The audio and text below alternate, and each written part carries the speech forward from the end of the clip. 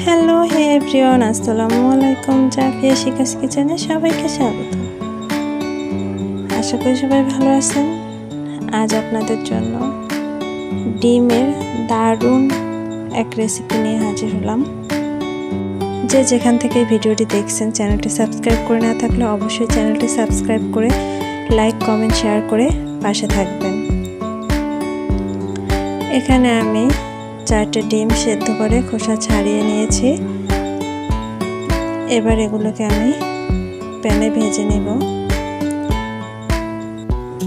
এখানে আমি দিয়ে দিলাম হাফ চামচ পরিমাণের লবণ এবং হাফ চামচ পরিমাণের হলুদ গুঁড়া।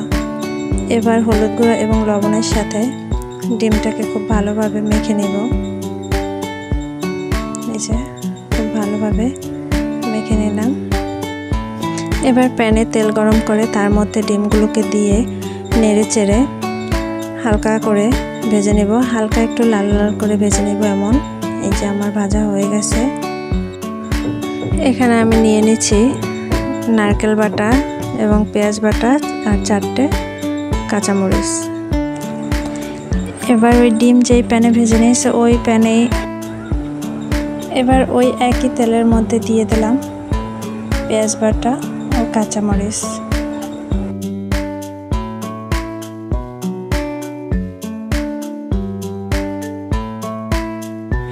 পেঁয়াজটাকে প্রায় 3 মিনিটের মতো আমি ভেজে নিলাম।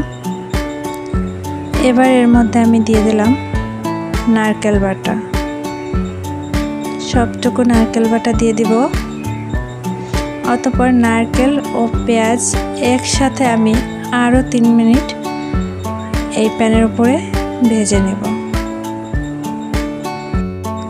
এভাবে করেই পেঁয়াজ ও নারকেলটাকে আমি ভালো করে ভেজে নেব।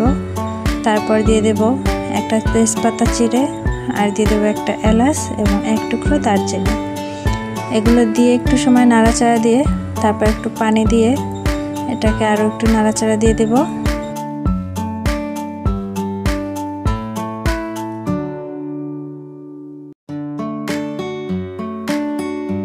এবার দিয়ে দেব পরিমাণ মতো লবণ, পরিমাণ মতো হলুদ গুঁড়া এবং পরিমাণ মতো মরিচ গুঁড়া। আসলে এই ডিমটা হচ্ছে গিয়ে ঝাল ঝাল খুব মজা লাগে, যেহেতু নারকেলটা একটু মিষ্টি মিষ্টি লাগে তাই মরিচের গুঁড়াটা একটু বেশিই দিলাম, কারণ ঝাল না হলে মজা লাগে না, একটু ঝাল ঝাল হলে দারুণ স্বাদ হয়। অতঃপর এটাকে একটু কষিয়ে নেব। কিছুক্ষণ সময় কষিয়ে পুরো পানিটা শুকনো শুকনো করে নেব।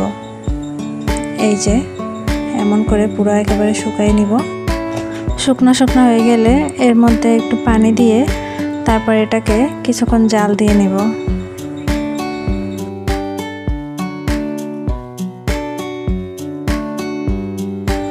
কিছুক্ষণ জাল করার পরে আরও বেশি পরিমাণে পানি দিয়ে দিলাম, কারণ ঝোলের তো দরকার আছেই, ঝোল না হলে তো হবে না। তো ঝোল করার জন্য যতটুকু দরকার আমার আমি ততটুকুই পানি দিয়ে দিলাম। এবার এর মধ্যে আমি ডিমগুলো সব দিয়ে দিব। ডিমগুলো দিয়ে তারপর আমি ঢাকনা দিয়ে এটাকে ঢেকে দিব যতক্ষণ না এটা বলক ওঠে। এবং এই যে বলক উঠে গেছে, এটাকে একটু উল্টে পাল্টে দিব।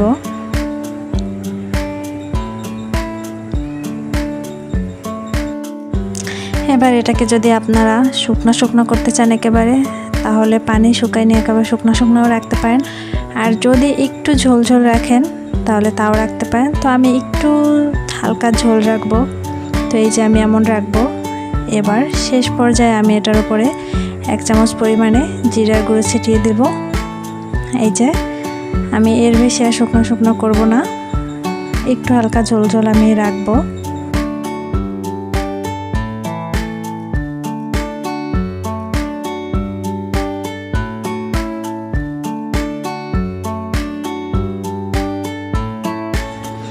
এই তো এবার আমার রান্নাটা কমপ্লিট হয়ে গেল। তো এবার এটাকে আমি নামিয়ে নেব। তো আপনারা এভাবে একবার ট্রাই করতে পারেন। ডিমের এই রেসিপিটা ট্রাই করে দেখবেন অবশ্যই কেমন হয়। এটা আমার খুবই পছন্দের, আমি মাঝে মাঝে এই রেসিপিটা করে খাই। এই যে তো ভিডিওটা কেমন লাগলো, যদি ভালো লাগে অবশ্যই কমেন্ট করে জানাবেন এবং বাসায় অবশ্যই এই রেসিপিটা ট্রাই করবেন।